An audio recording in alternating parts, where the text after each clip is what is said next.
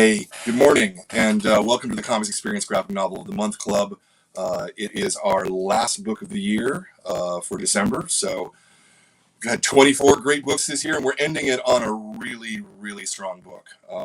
This is, I think, my favorite graphic novel of the year that we've picked for the club, and the book is Thieves by Lucie Bryan, who is right there. Hi, Lucie. How are you? Hi, I'm good. Thank you. How are you? Excellent. I'm all right. I'm all right. I'm just sort of programming note for everybody. We're doing this from my house rather than from the store because I have COVID. It's almost done, so everything's fine. But so if there's echoes and weird things with the sound and stuff, that's the problem. I apologize. But we'll do a great show anyway. Um, so let's talk about comics, and let's talk about thieves, and let's talk about you. Let's talk about you. Um, I always start with the same first question. I really like this question, and it's why comics? Of all the ways you could express yourself, and you're very clearly a very talented writer, very talented artist. Comics are probably one of the most work intensive ways to make art, Mm, and you don't really get paid all that well for it in most cases. So definitely. yeah. So why comics? What thrills you about comics? What excites you and makes you want to do comics? But just for me, like as you say, because it thrills me. Because for me, it's the best. Like I do comics because they're comics, not because I wanna like draw a lot or like write something and I don't know how. Like I think I could write prose. I could only do art, but I love comics as an art form and as a narrative, like a way to tell a story. So I was like, comics, like it's always been like it always made sense to me. So just like reading comics, I love comics from all over the world. I read a lot of them. So it just like always made sense. I think it's just like the most interesting way to tell a story for me. Like you have the images, you have the writing, and you put it all together, and it's not like an illustrated book. It's comics. It's something completely different and something completely unique that's just so interesting to read and to make. So yeah, as you say, like you don't get paid that much like compared to the amount of work that they take. I think Thieves took me 2 years in total to make. So it's so much work and it's so hard. And I feel like now that I've done one, I'm just like every time I look at a comic, I'm just like, every comic that exists is a miracle. Because how? Why would anyone do this? But also, it's just the best. Like when it exists, it just feels so fulfilling to read and to experience when you like read a good comic. So that's why, like, I've Yeah, always loved them. So that's why. I love that. I love it. Did you go to school for doing comics? In Yeah, general? I did. Yeah, yeah. So I went to right after high school. I went to like a basically like a general art school in France. And after 3 years, because at the beginning I always like wanted to do comics, but my parents were like, "Oh, you're really young, so like please try to go to like a more something that's more general and like experience different kinds of art, like do photography." And I did like the very classical painting stuff. And 3 years later, I was like, "No, I still want to do comics." So they this time they were like, "Yeah, okay, just go." And I'm lucky because I'm in Europe, like I'm French and I could go to Belgium and there's a lot of public schools. So I went to college in Belgium to Brussels to learn comics. And I just did comics for 3 years and I had the best time. So Yeah, yeah. yeah. How tell me a little bit about the school in Belgium that is, and there's more than one, as I understand it, that just does comics. How big is like the class? So at the time, the thing is I graduated in 2014. So at the time, it wasn't that big. Also, the school has multiple different classes, not classes, like specialties. Like you have different ways to like you can enter the school. Some people study illustration, some people do graphic design, and I was in the comics like specific class, and it was a 3 year graduate program, and we had I think we were like 30 at the beginning and like 25 at the end. And Okay. when I did like the exam to like the entrance exam, we were maybe like 45, 50 people like taking the entrance exam to see if we could get into the school. And I think now it's a 5 year. You can do 5 years there, and there's so many more people. Like the school really like grew. The Hmm. reputation's gotten better because I think it's the thing with like Europe. You have the schools in your country, and then you're like, oh, but I'm in Europe. Maybe I could go somewhere else. And it's Belgium, France. It's so close. It's the same language. So Sure, sure. No, 100%. What's the first comics that that you remember reading? And I don't mean just like that you read something when you were 6 years old or mm. something. Like, what was the one that stuck with you that made you think, wow, I could do comics? Oh, for me, uh, I think being French, like I grew up reading comics. I read a lot of them. Like I read all of Tintin as a kid. Like I used to get one Tintin per year. I had like my Tintin book at every Christmas. But I remember like thinking that I could do comics when I started reading manga. Weirdly, 'cause I think when I read like the big, the Franco-Belgian comics, the full color like adventures with, I was like, oh, that's nice, that's comics, and I did really love comics. I read a lot of them, but it's once I started reading manga that I was like, maybe I should pick up a pencil and do it. And I don't know what the shift was. I think it's because while I was like I enjoyed comics, but I enjoyed a wide variety of things. I think manga just scratched that really like specific itch I had, like uh, the kind of story that it told. It was like adventure, it was romance, it was really exciting. Which comics were great and they are exciting, but it's more like, oh, he's a reporter and he's going to a foreign country, so it's exciting, but it's not relatable. While when I was reading those manga, I was like, oh, he's a kid like me and he's like on an adventure to find the Dragon Balls. Like, oh, I could go on an adventure. Like it felt closer. So I think maybe this relatable. I was like, oh, I want to draw comics, like because I used to like write and draw, but it was something that was like just a hobby. But once I started like reading manga and be like, oh, that's like I love this. So it was like I think reading the two side by side, I was like, oh, comics is this, but it's also this, and then mixing the two has been like what made me want Yeah. to do comics. I think. Did you have a lot of exposure to sort of American style comics as well? Not as much as I think the thing is in France we do have American comics, but they've been like sparsely translated. I really got into like the American comics when I started reading them in English. But before, like I think I do remember very well getting a Ghost World when I was 12 years old. Like for Christmas, someone gifted it to me, and it changed Wow. like my life in a way. Like I read it and things were never the same.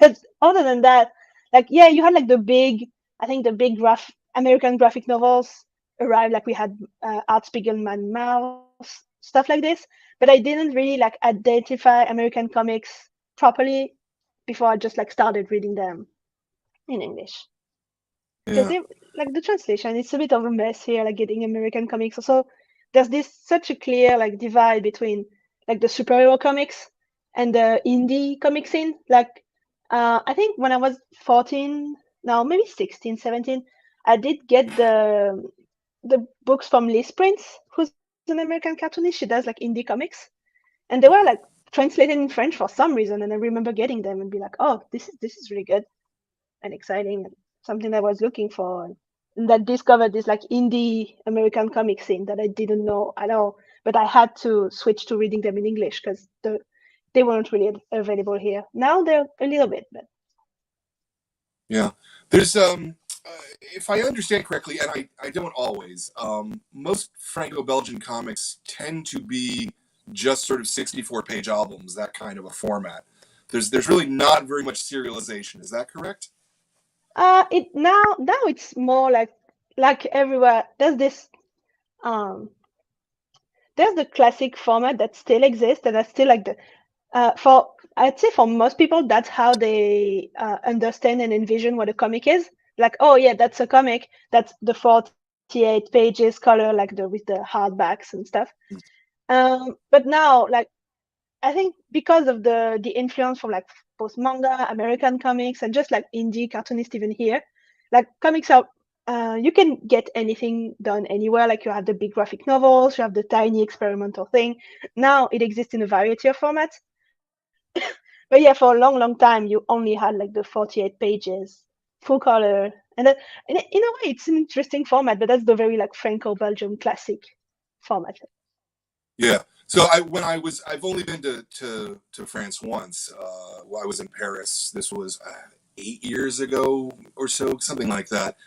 And every single bande dessinée store that I walked into was basically the same. They all had just Yeah, those same format books. So that's changed in the time since, you say. I think it depends. There, I think how could I don't know what the exact distribution is. I think maybe it's like half and half now of like the production being this very classic format, and you have something that's more different. You have, I think it also depends because now that I've traveled a little bit with the book, I saw that I took comic stores as they exist in France for granted. Like I go like in the US or in the UK and just like, where are the comics? And they're like, what comics? No one has comics. I'm just like, what? Like every store has comics here. So it depends which stores you go to. You have like the very specialized comic book stores which are gonna have like a wide variety of like formats and types of books. And then you're gonna have like the very classic bookstore that's gonna sell comics. And if it's like a classic bookstore and they have a comic section, they usually have the very classic formats only, and then a little bit of like the graphic novels that are a bit thicker. But it depends where you go. I've been to like shops in Paris to do signings and even just to visit because I love books. Uh, if you go to like the hole in the wall comic book shop, you're gonna find everything and anything. Yeah. Nice. Yeah. As I said, I was very struck by, even in the bande dessinée stores, how they all were very similar in France. Whereas if you go to comic book stores in America, kind of Hmm. no two of them really look alike. Yeah, They carry I think different books, they carry different things, they have different focuses. yeah, I think it depends. Yeah, I think also in France there's something like in editorial, but it applies to novels too. We do love a collection. We love like that books look the same if they're done by the same publisher, so like it will look nice and regular on the bookshelf. And I've always been struck and I've really envied in some ways the way that like America does spines, for example. You have these really, really intricate book spines that I really love.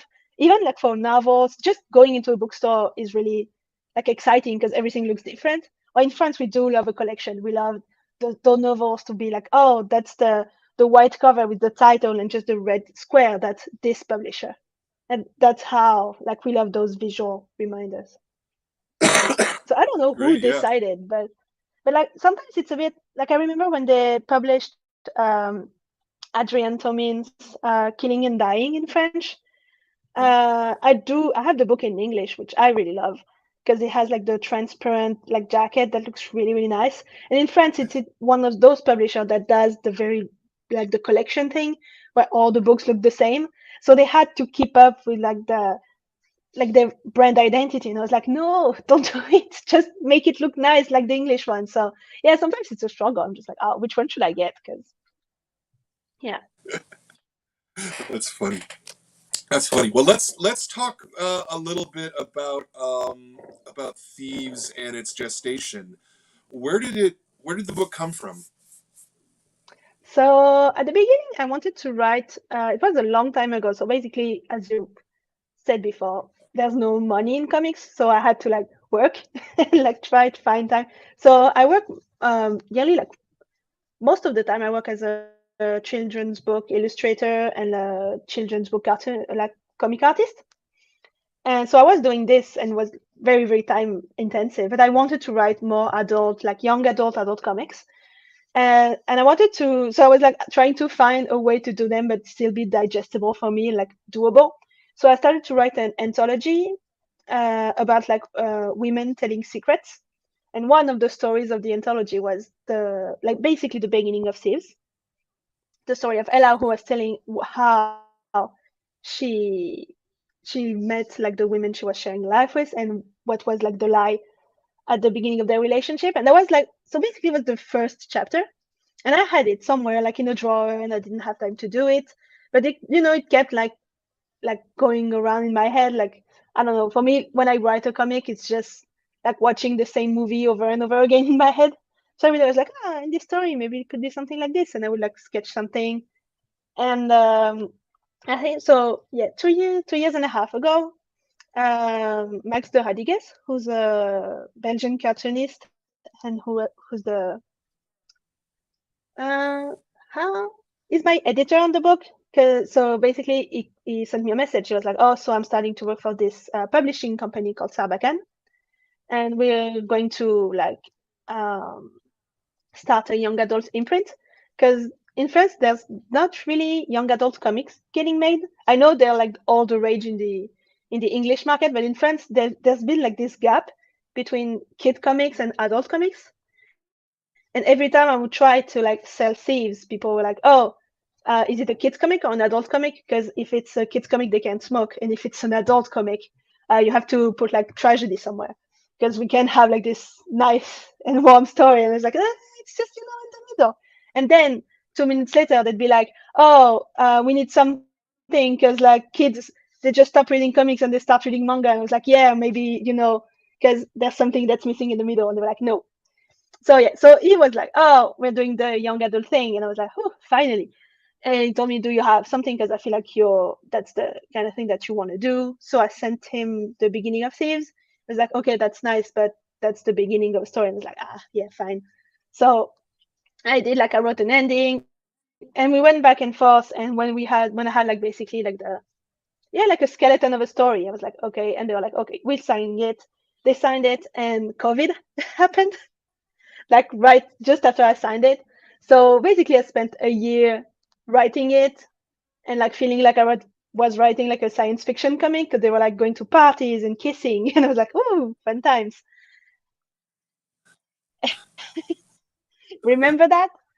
And and yeah, and then like I drew once. Like what was really great with working with them is that we did really work on the album together. Like I would send them my storyboard, and then they have like always have great feedback, and we really went back and forth. And once the storyboard was done, it was just like drawing it for a year. So yeah, that's started as a short story, and now it's this 200 pages big thing. Because also I think that's what changed with it. Because when I sold it to them, they were like, "Oh, how long do you think it's gonna be, and how long is it gonna take you?" And I was like, "Oh, I think it's gonna be 100 pages, and I'll be done in a year." And a year later, I had like 200 pages of storyboards. I was like, "Oh no, I've made such a big book." So yeah. That's good though. That's there's nothing wrong with having a nice long book.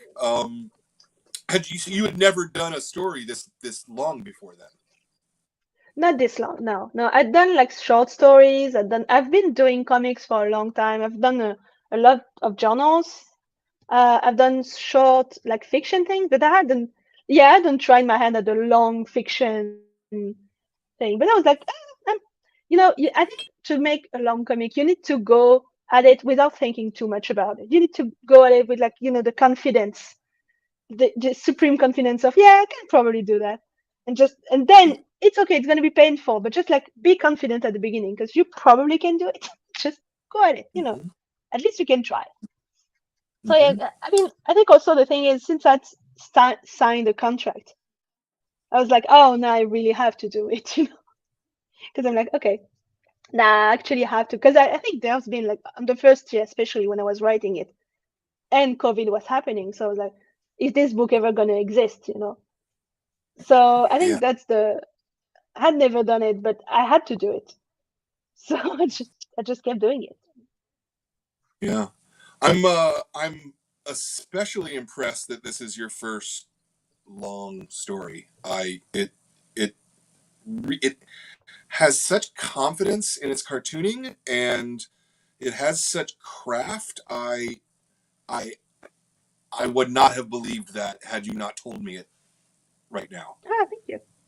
I'm No, glad I could like pretend, like in a way. I don't yeah, know. I feel like I've been um in a way like waiting for it, waiting for my chance to do it. So I was ready in a way. I had the story. I had a lot of scenes like in my head. I just just needed the opportunity to like do it. And once I've done it, I think because I just love comics so much, I just wanted it to be good. So like I just worked on it really hard. I was like, no, I know what makes a good comic. I've read enough bad comics to know what makes a good comic. So I was like, I think I know how a story needs to unfold. Of course, when you have like your two eyes on it for 2 years, you can get lost. But now that I've done it, I think in many ways what makes uh, mm, I think it's easy to make a bad book, but I think it's also the role of like your editor to be like the second pair of eyes to tell you, oh, this doesn't work.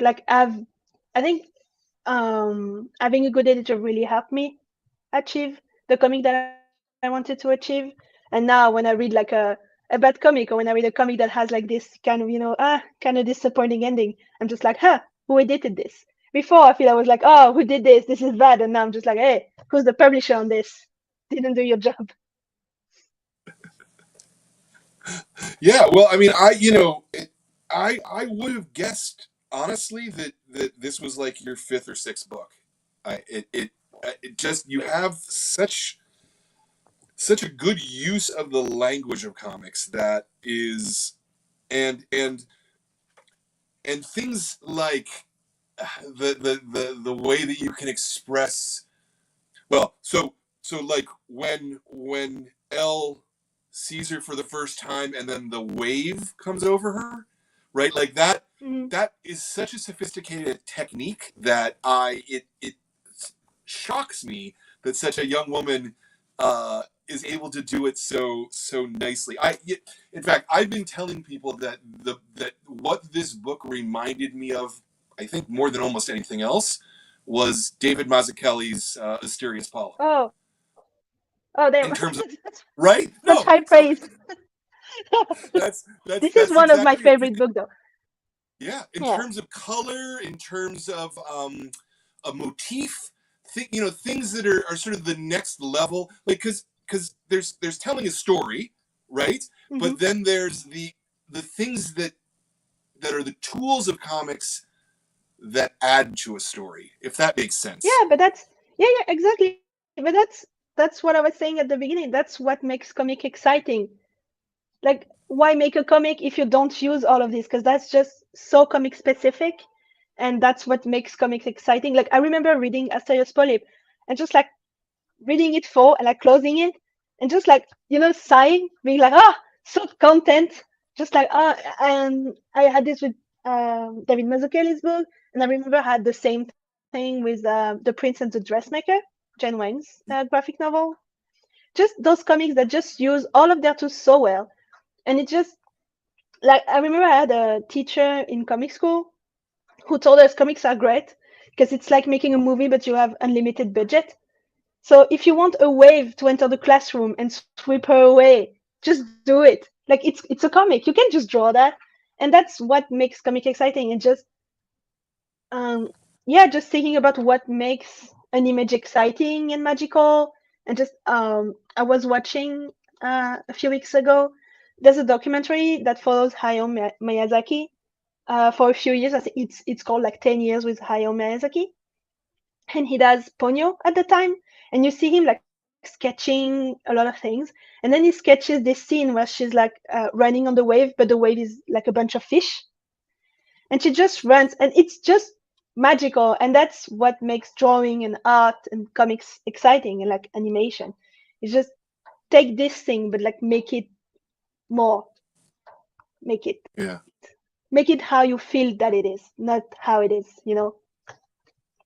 yeah. Well, you did a fantastic job. That's all I can say. Thank you. I'm flabbergasted. This is your first major book. That is kind of incredible to me. Um, uh, you you sold it with a script. Is the script because everybody scripts a little differently? Are you page by page, panel by panel breakdown, or much looser, more general? No, so basically, I saw like a big summary.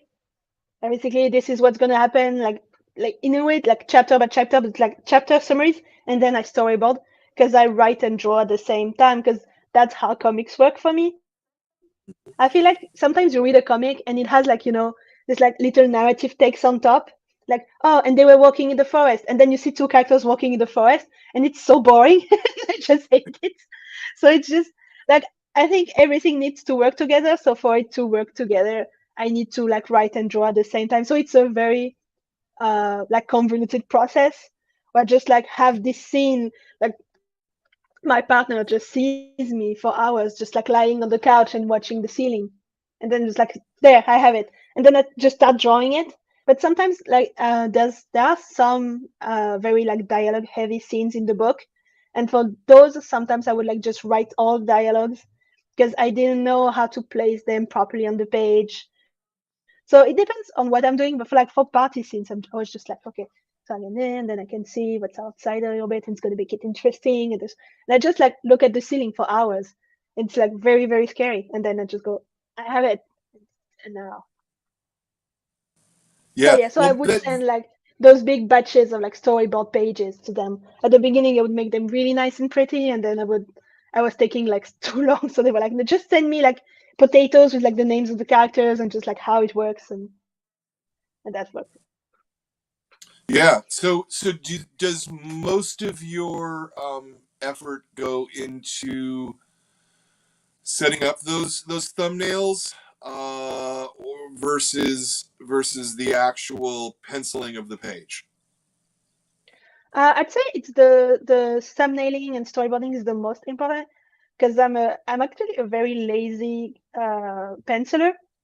I try to pencil as little as possible because I think with the way that I draw, um, if I pencil too much, I have this thing where, especially since I draw digitally, if I pencil too much, then I just go over. Also, I just hate doing the same drawing twice, so I'm just like so bored. So I just do, the basic like shapes. I need to know where everything is, and then I just go at it. Especially since I draw digitally, so if something goes wrong, I can just like tweak it. But I think it makes the drawings more lively and fun to look at. So I would just like improvise a lot of the characters. Sometimes when the scene is very complex, I will like spend some time doing the shapes or like, but I would usually just go like drawing is my main source of fun. So I just like let myself draw a little bit because I feel like if I pencil too much, I just have this thing where I just feel like I'm weirdly, even if it's my pencils, I feel like I'm going over someone else's pencils in a way. Like I like to feel a bit free when I draw. So it's just like basic shapes, then I draw, and then there's the torture of doing colors that just takes me ages, and I hate Mm. doing them. That's my end goal for like my comics career. Get like rich and famous enough to like hire someone to do my colors for me. That's that's it. Well, it those look great as well. So I'm, Thank but you. we can talk about that bit in a minute. I want to stick with sort of your layouts for a few minutes. When you're laying out the book and doing your Mhm. thumbnails, are you thinking more about uh, the individual shapes on the page, or are you thinking about the sort of the narrative of how the eye goes? Does that question I make think sense? yeah. I think both because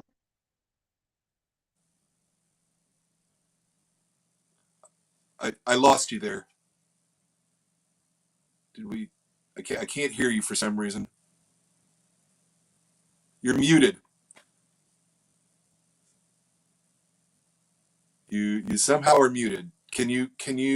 Is there a little mic button on your thing?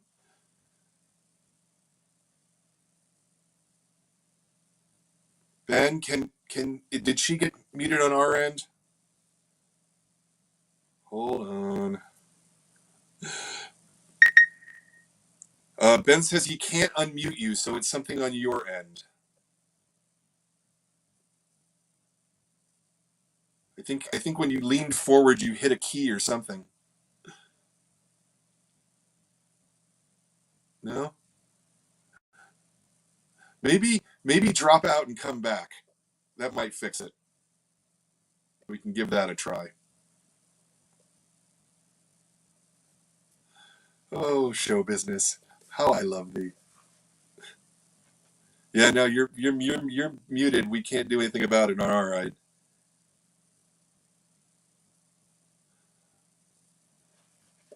Well, as we see if she can figure that side out. I just want to share with you guys, everybody, the beauty of the color. It says your mic isn't connected. Is it unplugged? Maybe.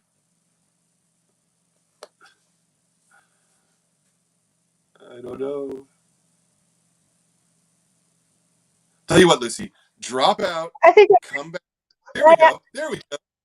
I'm back. We can Sorry, hear you I don't know what happened. I now. think No, good. my Bluetooth just like gave out, so I had no mouse, nothing. I was just like, oh no, my Bluetooth. Sorry.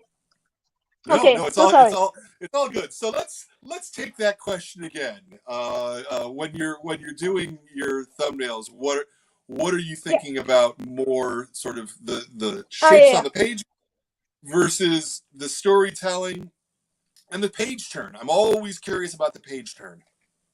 Always the page that you have to think about it, because you think about like the experience of the person reading the book. Like when is the surprise gonna happen? Is that gonna like if you have like a small cliffhanger, you want the person to like feel compelled to keep turning the pages. So I don't know. I think there's both like me reading a lot of comics and knowing what's exciting. Like I always think about like, oh, they're starting like this. Also, like I don't like pages being too repetitive. So like, oh, if I have a page with a lot of panels, I like to have like a page that has like a more open space. So people just have fun looking at it and just like reading it. But also like, I don't know, I think I remember reading, there's a book by Akira Toriyama who did Dragon Ball, where he does like comic classes.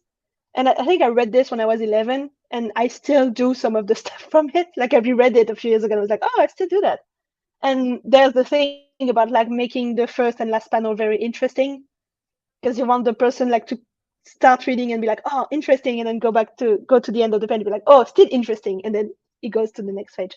So yeah, but also just telling the story, having like the eye. I want people to just like open the book and that it's interesting to look at. So even like I did, so when I did my storyboards, I did the pages like the facing pages. I don't do like page by page. I do 2 pages at a time, so that I see if they work together, stuff like this. Mm-hmm. So that's digital as well. Even your Yeah. thumbnails are digital. Yep. What's not digital? I think sometimes, um, I think the only thing I do on paper now is like the basic, like the very, very basic thumbnails, what I'd call like the tiniest thumbnails, just like the size of my thumb, just like going. And then these I do still on paper because I like to move stuff.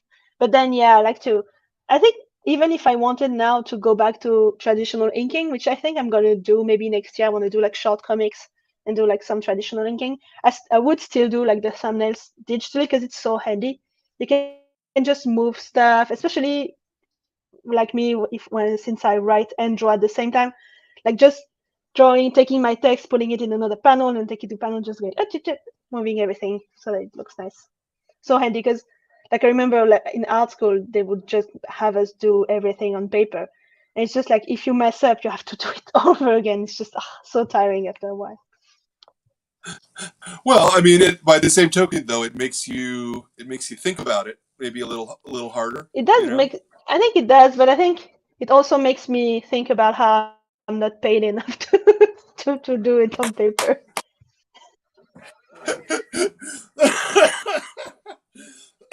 I Excuse don't me. have time. That's But that's that's okay. that's really true. It's really true.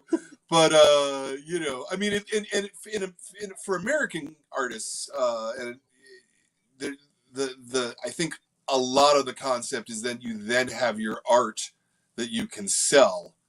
Oh I yeah, yeah. certainly know people who who have 20 years worth of drawing and now they're making a living off of selling stuff that they drew 20 years ago. and selling pages Yeah, for yeah. No, hundreds of that's dollars true. a page, you know. Yeah, no, that's true. It's a big thing. Like I was talking about it. I got like interviewed by a French newspaper about Inktober. They were like, "Oh, she was looking for artists who'd done it before." So I talked, and she was talking to me about another artist who was like sending her Inktober originals, and I was just like, "Damn it!" Like I draw everything I draw on paper. I draw in notebooks. Like in like the thing is, so everything is like in a notebook, so I can't sell it. And also like I don't. I've had this thing about like fancy stuff. Like if I have fancy paper, I'm just like paralyzed with fear of like wasting the good paper. So I need, my sketchbooks to be as like flimsy as possible for me to just like draw in them. So maybe one day I'll do nice originals. For now, just I need the digital like freedom to mess up. Well, like I said, it looks so amazing. It's kind of astonishes me that yeah, this is great. You said you have a little presentation thing. Do you want to share Yeah, that or? yeah, yes, yeah. Like this, you can see I have a like some pages of it are about thieves. So let's do it. Hopefully, it's not gonna break again. Yeah, love to Uh, see the process stuff. Ben, bring it up anytime. There we go. there we go. So this is the saves part. So you have like on the right is one of the first sketches I've done. Like it was, I think it was in the presentation I sent to the editor. Basically, it had like the characters and the stories, but I wanted to give them, like a feel for it. This is what it's gonna look like. This is what they have. And so these are like the storyboards. Mm-hmm. So this is basically how like the shapes part of it. And then when I go to a page, you have like more shapes, a bit more defined, and I do, oops, sorry, all the dialogues really nicely, like, because I need to know where the dialogues are and how much space they take, so I don't, like waste my time inking something very, very fancy, and then I have like a big speech bubble over it. Then I Sure. do the inks and tones, my favorite part, and then Mm-hmm. I spend months like trying to find which color are gonna fit the scene, and then at the end it's like two colors, and I'm just like, yeah, found it, and then I apply. Because I think with when you use like a short, like a very limited palette, what's hard is to find like two colors, not only that work, but that work for all the pages. Because sometimes, like at the beginning, I would do like the first page, and I'd be like, oh, that looks nice, and then I would take the same colors on the second page, and didn't work anymore. So it's hard like to find those like two, three colors that are gonna work, and then you just go and do it over and over again. And there's like some Mm-hmm. more pages. Mm-hmm. Now I was struck So that yeah. your those sort of the first color pages at the beginning of the presentation hmm were full color. Did Oh you yeah, yeah. ever So whoop. intend to do the book full color at one point? Yeah, but I didn't have the time. Like I'm not so as I was saying, I'm not very comfortable with color. Coloring like takes me so long. I'm not like a very like I'm never comfortable coloring. But so this is the basically the work I do for kids. Mm-hmm. So these I have no choice but to do it like full color because that's how they like it. Also, like kids publications like this, they do like the full colors and they like the colors. Like if you do a tree, the trunk has to be brown and the leaves have to be green.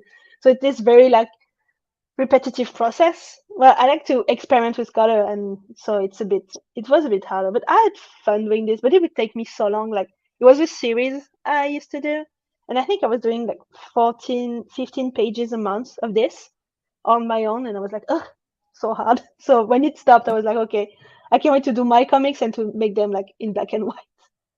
Mm-hmm. So this is like more kid stuff, a bit more. So yeah, like for kids publications, I just go like the full color thing. But then, so this is like the what I've done with Shortbox, Mm-hmm. which is a like UK publisher. So I've done like a small comic about food. And so for this, I went like full black and white. It's just like recipes and or limited palettes like this. Mm-hmm. So these, so you can still get from Shoutbox, I think, Food Baby, and also like you can find them online of the my recipes. Sometimes I have people. like come at me at festival. They're like, oh, I've been like using your ramen recipes all through my college years, and it saved me so many times. So it's like saving people. Oh, that's And nice. so I've done a thank you. So these are like two books I've self-published. Hot Milk is diary comics and journals and stuff like this. And What Brush Did You Use is like a sketchbook. So I've done both of these. So I think I really wanted. So there's not really like a self-publishing scene in France. So when I went to the UK for the first time and I went to Sotheby's and I discovered like small press, I was really impressed and excited. I was like, oh, it's so like so people just do their own books, and they were like, yeah. I was like, okay, so maybe I could do that. So I tried my hand at it. So I did the diary one. I did the and so I discovered like all the good things, which are like doing your own book and finally putting my graphic design years to good use. And the bad things, which is like living with your stock at home and having 200 copies of your own book in your house and be like, oh no, so many books. So yeah, No, that's those are very nice. basically. Thank Yeah. you. I think they're both out of print now. I've been selling them to shops, so there might be like if you see one of them in shops, you can like grab it. But I don't know. Oh yeah, that's a yeah. So I think yeah, for example, that's like a fiction thing, like doing short comics. So this is a fan comic I did during the pandemic about the Animal Crossing character Raymond. So I think everyone was playing Animal Crossing and I was playing Animal Crossing and I was like, oh, I had like the comic itch. I was just storyboarding my comic full time. I was like, oh, I really want to do like a finished piece. So I did this one. This one you can read online. It's called Your Horizon.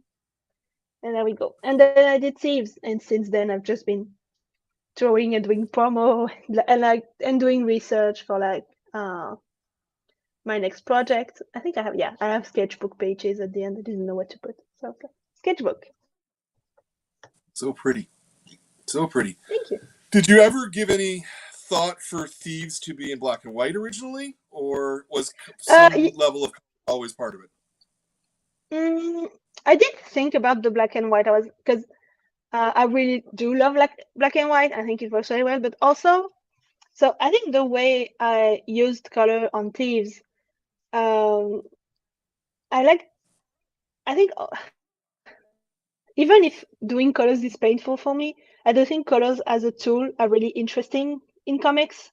So I think in Thieves, it really helped. Like I really use them to enhance the narrative, like to have two places at the same time without having like a subtitle being like, oh, this is tomorrow and this is today.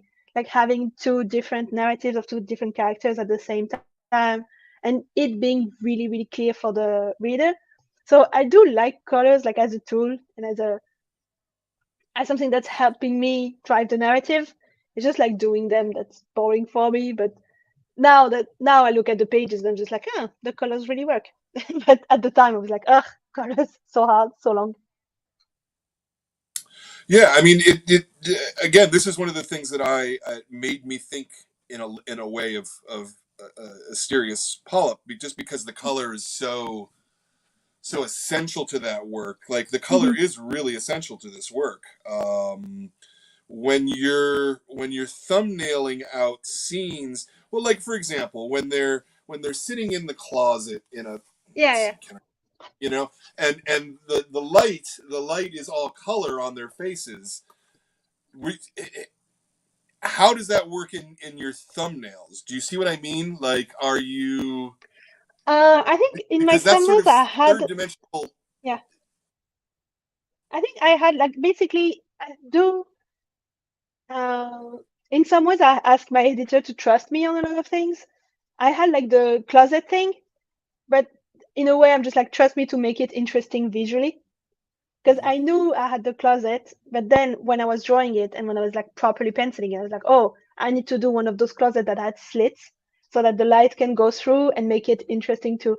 So that's for a lot of things. I think like I don't if I only thumbnail what's gonna be like really essential to the narrative, and then Mhm. I draw it, and I'm just like, it's when I draw it that I'm just like, okay, so I know my narrative is working, So now how do I make it interesting to look at and exciting to look at?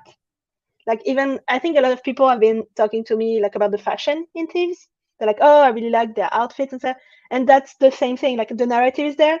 Like they didn't have the nice outfits in the thumbnails. I just know the narrative is there. Now let's make it fun to look at and let's make it like interesting and fun. Also fun for me to draw in a way. Like when I did the closet scene with the slates, I was like, oh, that looks really cool. That looks like really film noir and just like espionage Yeah, movies. So yeah, yeah. You can probably stop sharing the screen if you want, yeah, okay. Let's do. because we saw it all, right? Yeah, okay. Just making sure. Um, what was I going to ask you here? So you in terms of the lettering, did you do your English translation yourself? Did someone else help with that? And then did you re-letter it yourself in English? Yeah, so I did so they offered when Nobra got the rights, they were like, "Oh, would you like to do the translation?" So I was like, "You know what? Sure, I can do it." But also I asked for someone to edit the translation because I'm not a native speaker. So I was like, I need since it's teenagers, I was like, I need someone to add flavor to this. Oh, because my English is good, but it can be like I don't have like the fun way of talking like the teens do. So I was like, I need someone to just edit everything and make sure that it's nice to read and it makes sense. So I did it, and I did do all the lettering, like every bit that was like that. Even I didn't think needed to be related. They were like, "Oh, can you relate this like this small sign?" I was like, "Oh yeah, this sign is in French." So weird. Like just you forget that stuff is. And also because I think I like seeing sometimes like when I read manga, when I read American comics, I like seeing like an onomatopoeia or like a sign that's in the original language. So like I didn't notice that everything has to be related and like translated. So it was interesting to do. Yeah. Yeah, is that do onomatopoeia change between they obviously they must between languages. So like bam and crash, those aren't the same in French and in English, No, they're not or the are they? same. That's a lot of times. Weirdly, like I was able to use English like onomatopoeia in French. Because I think there's a like English literacy in French comic readers. So they're like, oh, if they read like a sigh, they'd be like, oh yeah, she's sighing. Mm-hmm. But in English, they were like, yeah, we can't have anything that's too French. You need to like every onomatopoeia needs to be translated to English. So sometimes they're the same, and sometimes um I don't some I think it's hard for me to judge because like I like reading in a way like I like reading English words with a French accent and reading French words with an English accent. I think it's funny. So sometimes I would like want to keep something like no, it's like a lot of people are gonna see this one and they're gonna be like, what? So I needed to translate everything. Yeah. How long did it take you to sort of re-letter the book then? I think I translated it in 2 months and I related it in a month. Like I tried to go Oh wow. because they really had me. They were like, oh, so because I think they got the rights and they were like, oh, the book is gonna be released in 2023 because it takes such a long time. And I was like, okay, fine. And then they were like, oh, if you can translate it and letter it in like 2 months, we can take you to SPX. And I was like, you can take me to SPX. So I just like worked on it really, really hard for 2 months. And it was like, my book is also I was really because I've been posting comics in English for a while now. So when the comic was released, I was like, oh, there's a big part of my audience that can't read the comic. People were like, oh, I'm excited for whenever it's gonna come out. So I was really, really happy that it came out in English so quick because the book came out in French in February, and I think it came out in English in September or October. So it's not that long at all. Yeah. No, that's really short. That's a very short Yeah. thing between the two. Um, uh, because you're at least from your presentation, it appeared that your lettering was part of the art. Was it a Mhm. separate layer though, or were you? Oh yeah, Yeah, okay. yeah. So it wasn't really that I think hard it's to go and change. no, it wasn't that hard, but I think it's the years of working in children publications because they love to ask you for small changes. So they're like, oh, like when I used to do like kids comics, I would even do like the speech bubbles on a different layer and give them like draw everything because they needed to sometimes move something at the last minute or like they would. So they do love the pictures to be like very like in very layered. So that's something that I keep doing, and especially for the lettering because now I love doing it, but for a long time, lettering was really hard for me. Like I didn't love to do it. I really struggled. So I would like do it over and over again. But then, so now I really have this thing where I'm just like always putting it on a separate layer so I can like move it and just like tweak it till the last minute because I like it. I like to, but it's really part of the art, especially in Thieves because there's a lot of music, there's a lot of like screaming and onomatopoeia, and it was the first time that I had this much fun doing it. So I'm just like, now I'm a lettering person. Like for a long time, it was like lettering was like the least of my worries, and now I really love it. So Yeah. there we go. Well, you'll feel that same way about coloring, I bet too. So Maybe I think so. Like now, sometimes I just go for black and white on something, and then at the last minute I add one color, and it's like, oh, that looks nice. yeah, Maybe yeah. one day. Is this did you do you have a font based on your handwriting? Is this a commercial font? No. So I think so for the English translation they did one. So basically I relettered every onomatopoeia and like every word that was like properly unlettered. But for the basic dialogue, they made a font based on my handwriting. So Mhm. basically the whole French book is unlettered, and in English all the like the speech bubbles, it's a font that they made. I have to ask them to send it to me. I keep Yeah, forgetting, but they did make one. I think it's handy. I should get it like this. But also since I think I do like hand like even if it takes a bit of time, I do like hand lettering when I do the comic because I like to have like my pages feeling complete. Being like and since I do everything on Procreate, maybe it has like a text function. I just use it to draw. So maybe I yeah, could put my text on it. I've never tried. yeah.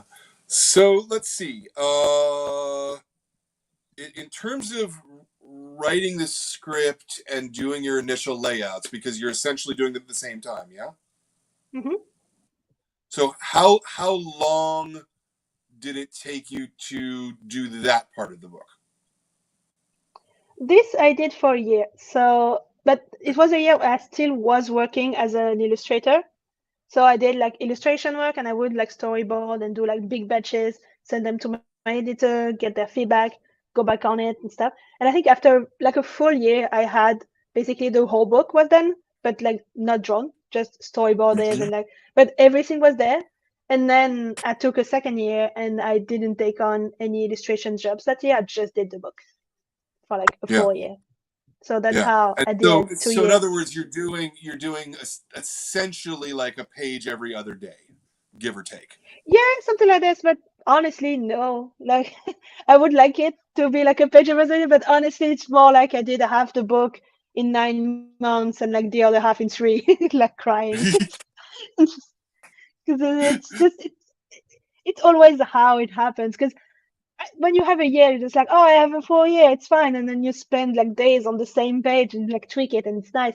And then in the end, just like, oh yeah, this book needs to exist at some point. I can't take 2 years to draw it, so just I would Yeah, go. And weirdly, I did some of my favorite pages in those like 3 months of really really hard work, because I think you just get into this like kind of energy that's just like drawing, and then you find stuff and you just yeah yeah. Also at the beginning it's like sometimes you draw the character and it's like it's weirdly off model because you don't have it really well in your hand, and by the end just like it always looks fine, so it's like okay, it works, let's go yeah, next page. yeah. Yeah, it's really funny how different people approach it. I mean, we were talking about Klaus earlier, and I interviewed him for Hmm. Patience, and he told me that the way that he does Patience, well, all comics, but that he did Patience, he started at page one, and he thumbnailed the whole thing to page 400. Then he went back to the Hmm. beginning, and he started penciling page one to 400. To the end. Then he went back to the Oh, beginning interesting. and he started lettering page one to 400. Then he inked 1 to 400. Then he colored 1 to 4. And I'm like, Oh, what? How do interesting. you do? How can you keep your focus doing it that way? Yeah, It's that's the thing. 'Cause I think you need to like switch it. So I do get the doing it in order. Like I know some cartoonists do the pages out of order. I can't do it both because like I'm my worst enemy, so I would just leave the worst pages for the end. And also because since I don't pencil really properly, I need so for example in Thieves when they go to house parties, like I remember the first house party she goes to, she gets in front of the house, and on my storyboard it's just like a square with and where I've written like big house, and I'm just like, wow, thank you. So I'm just like penciling it. So if I pencil like I pencil like a really nice house, and then I get to the next page, and I notice that the way I did the storyboards doesn't work because like the stairs are on the wrong side. There's no house on this side, so I'm just like, oh, okay. So I need to like do the house. So I have so many things. Like I need to at least do the scenes in order because if I don't, like the comic won't make any sense. Since I don't pencil, I need to like go page after page. But I wouldn't do like the whole. I think I inked like big chunks, big chapters. Like when I was done with chapter one, I did all of the colors of chapter one because I like, and then I was like, chapter one is done, and I'm not looking at it anymore. And now I go to chapter two.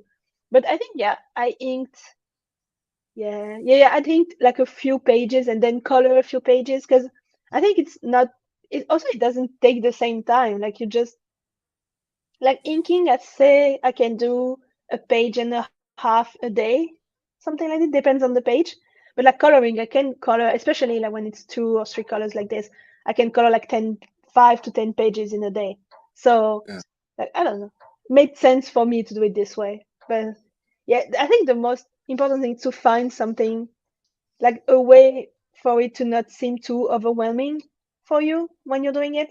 Because like some morning I would just wake up and like I remember getting to page 100 and be like, yeah, that's half of the book, and then being like, oh my god, that's half. Like I have 100 more to do. Like just this big mountain. And I saw a documentary with a cartoonist, the Canadian cartoonist called Michel Rabagliati, and he was talking about how what's important for him is to think about the page he has to do today. It was I wake up and I'm just like, today I have to do one page. And he's like, oh, I can do it.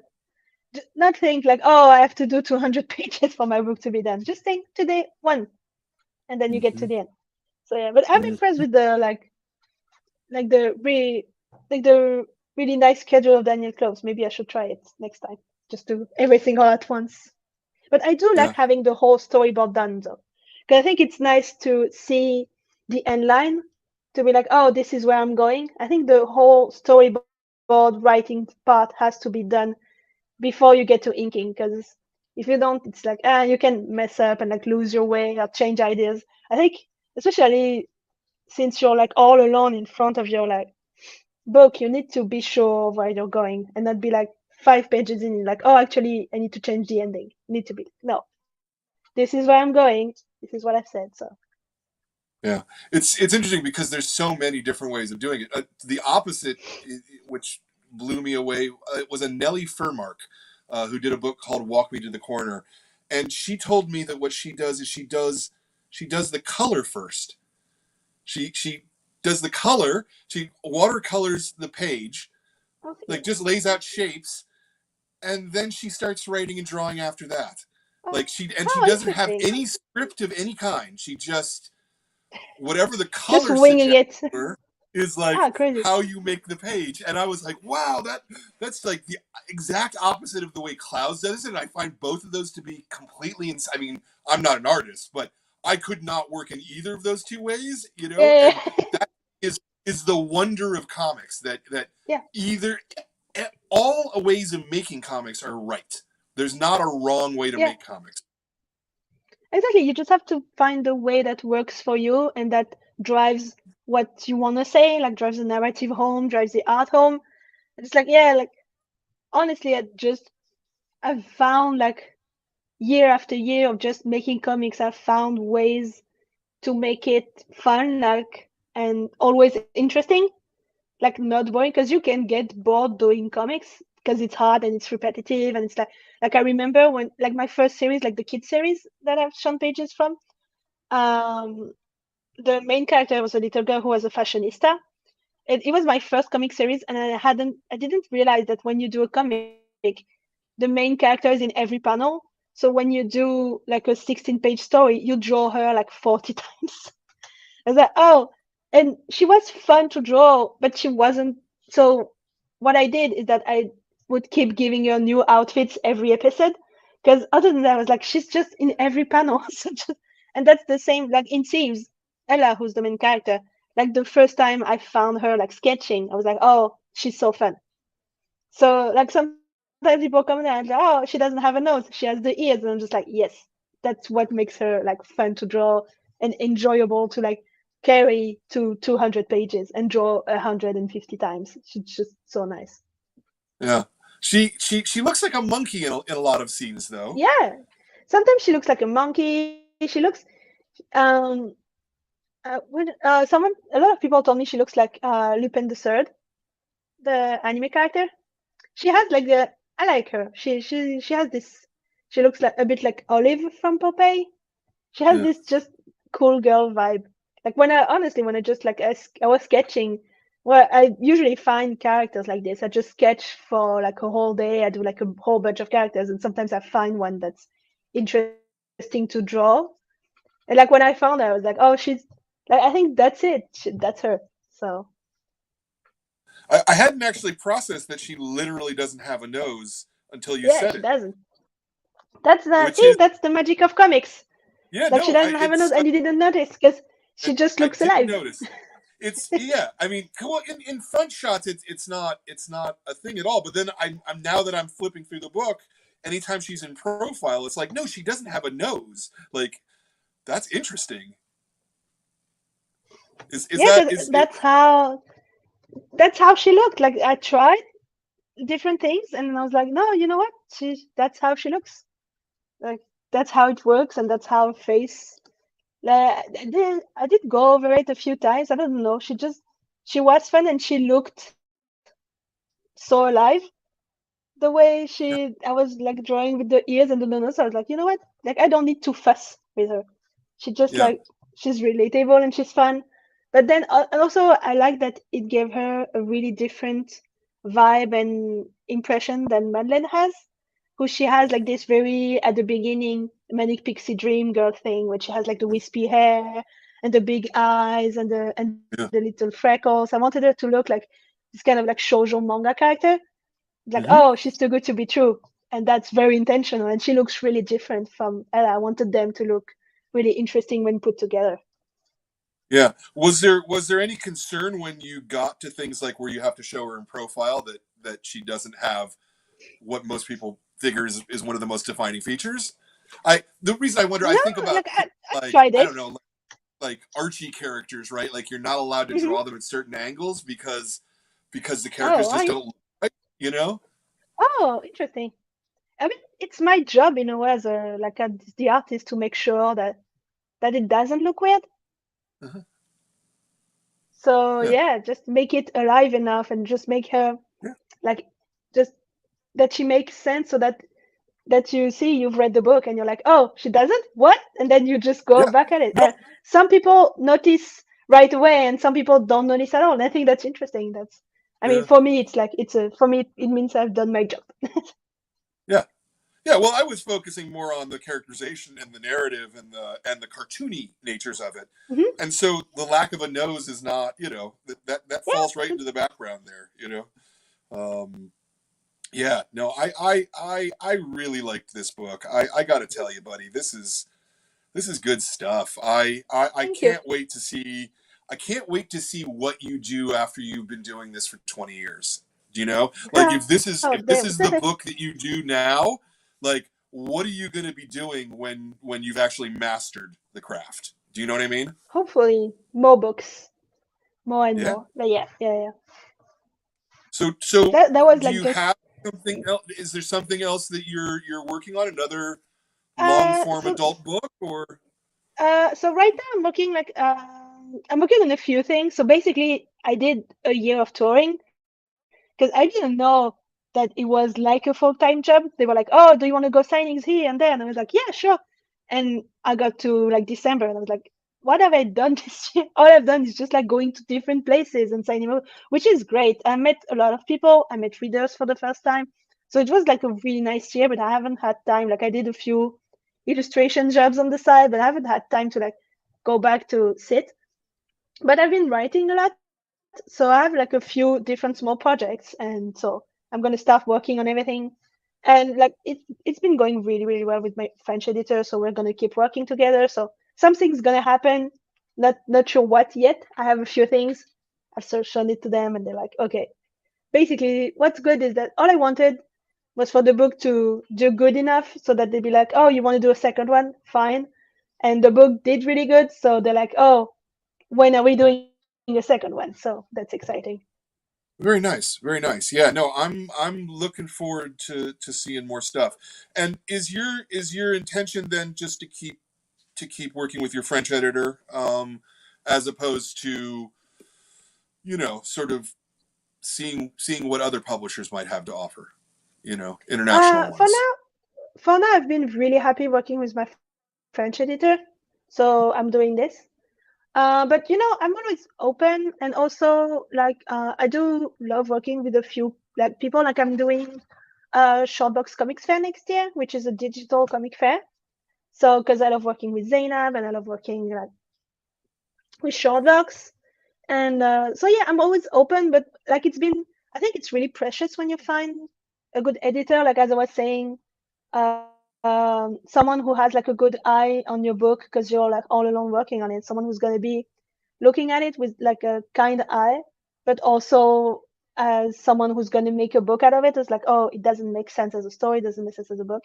And I think it's been working with really well with Savacan because they know my work and they know where I want to go with things, so they can just like help me get there, which is like a good relationship, I think, with an editor. Yeah, So for now, it's going well. So I'm keeping at it. excellent, excellent. No, I'm really glad to hear. Well, cool. I think that I'm at mostly at the end of the questions. Um, yeah, I really. Oh, you know what I wanted to ask you? I wanted to ask you about the because this is my manager put the book in front of me and said, uh, I really like this. It was because it was a queer romance. How important is it to you to to do that, to have a queer Mhm. romance as a story that you're telling? So I think it was important to me because so first off, it always was a queer romance. I didn't write it like I wrote a bunch of stories and this one was a queer romance. So it's always been this and it's always been these two girls coming together. And I think it was important to me because like I remember being a teenager and trying to find queer romance, especially in comics, and not finding them. Only finding like the essays about like what it was like being like a queer adult and not being a teenager and being queer. Yeah, And like I remember reading like there's a French cartoonist called Fabrice Neo who did like journals, which are like his life as a gay man in Angoulême in the 90s.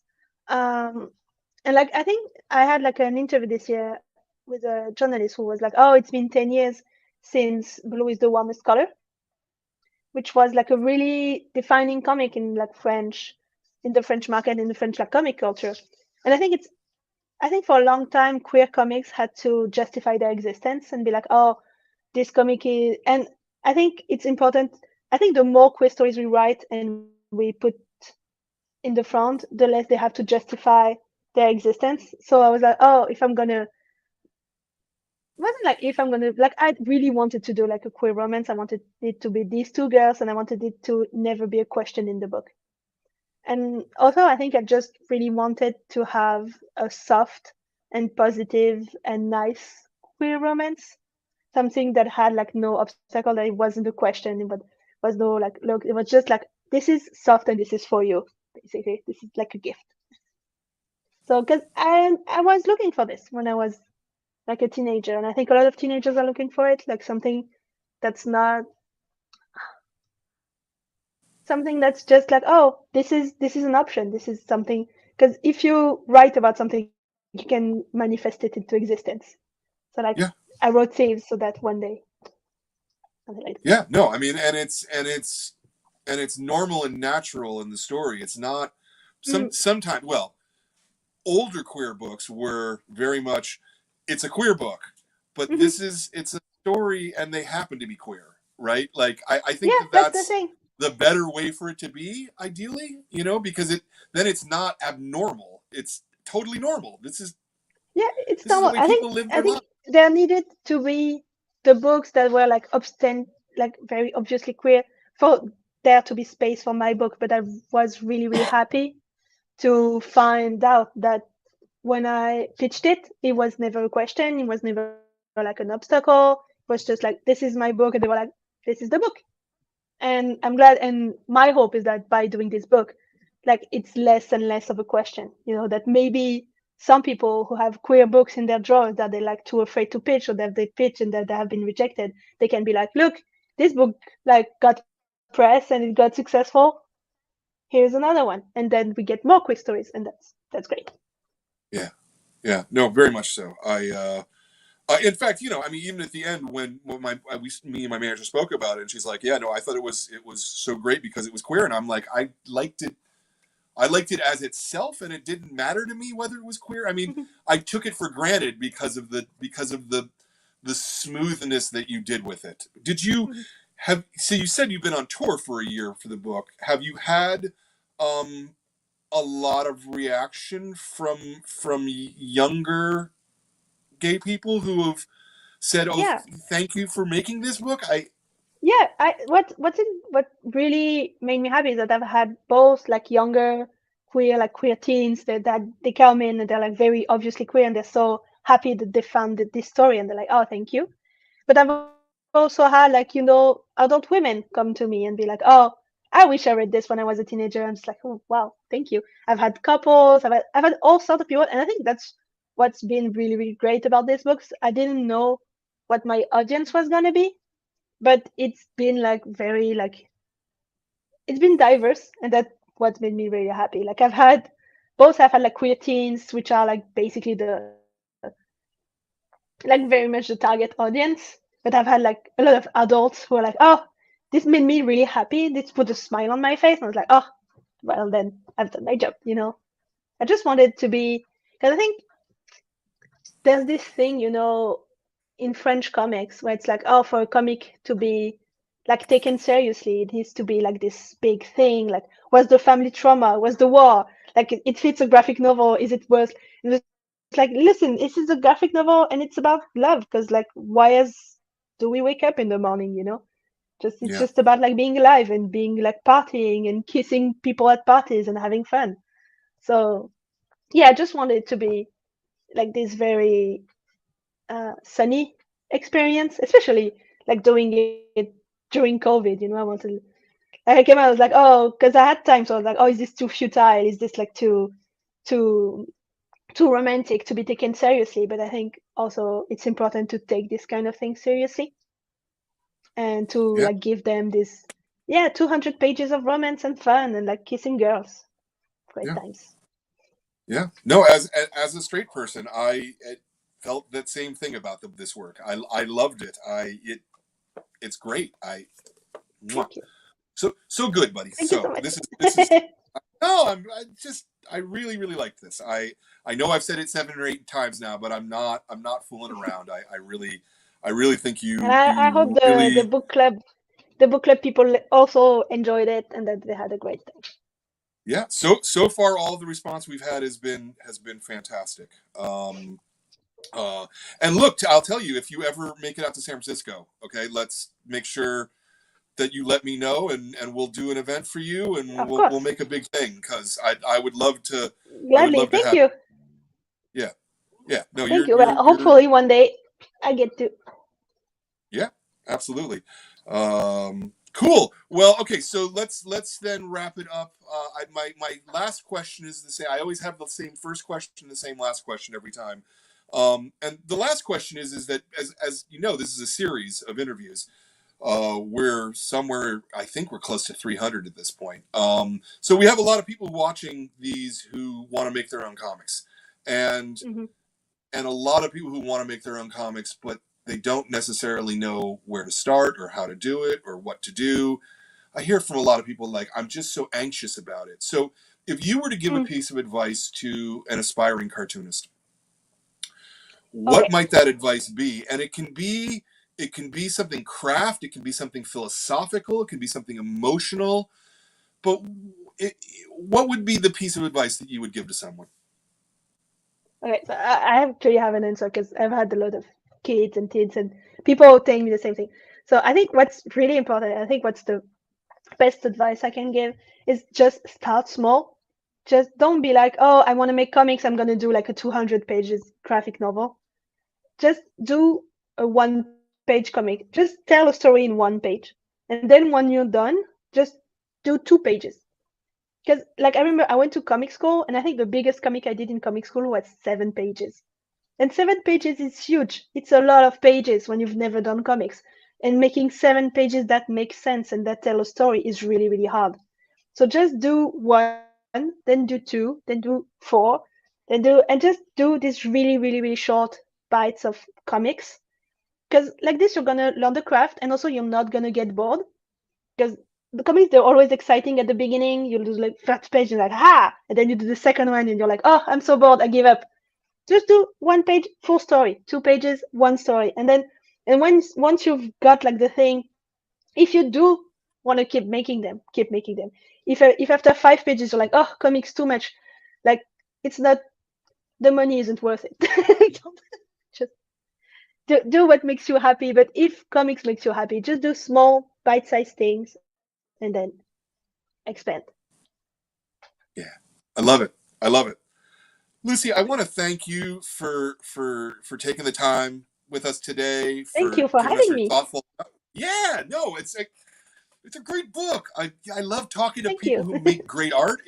There's nothing, as a guy who sells comics all day. It's the best. I love talking to people about making comics. So thank you for taking the time. Thank you for making the book. Hold on a second, and Ben, would you put me on a one though? There we go. Hi. And so I just want to do a little wrap up of the thing here. If you're sitting at home, as many of us still are, sitting at home without anything to do or still confused because this pandemic is going on, and you want something to read, I literally cannot recommend a book stronger right now than Thieves. This is a fantastic book. It shows craft, it shows cartooning, it shows heart, it shows romance. It's beautiful in all of the aspects of making comics. This is, as I say, one of the best books of the year, in my opinion, and you should absolutely buy it. You can get it from any number of stores. If you were to happen to buy it from us, you would also get a cool signed exclusive book plate from us as well. So that's on the bottom of the screen, or it was on the bottom of the screen, or it will be on the bottom of the screen anyway. There's that. Okay, so I want to make a couple thank yous as well. I want to thank Jordan, my producer, for doing the stuff all way behind the camera that nobody can see. I want to thank Ben for actually running the show and making sure that everything's going on. I want to thank all the members of the club because we couldn't do this without you. I want to thank my staff. I want to thank Kat, Katie, and Zoe. If they didn't run the store and do the things and make the operations, then I couldn't sit and interview cartoonists, and do that. And I most especially want to thank all the cartoonists who make a book, and I want to thank Lucy for making such a good book. This is such a good book. So Thank you. yeah, those are my thank yous. The next book, I'm still keeping on the one though, Ben. Hold on, I'm sorry, I screwed you up there. The next two shows that we're doing, the Kids Club. We are doing Super Trash Clash. It is Edgar Camacho. That is about 3 Sundays from now, I believe. And then the Wednesday of that week, the next adult club book will be It's Lonely at the Center of the Earth by Zoe Thorogood, who is in England. So we're going to keep this international thing going on where we just had France, and then he's in Mexico, I think, and Zoe's in England. So, and this is a great piece of autobio that people are really going to like. And so those are the next shows coming up. Please join us and do it. And again, I thank you for watching, and thank you Zoe. Thank you Lucie for being part of the show. You can put us back on the 2 now. I thank you again so much. I really, I cannot wait to see where your career leads you, and the comics that you make, and anything that we can do to help you make more comics. I love to do it because you're really, really awesome. Thank you so much.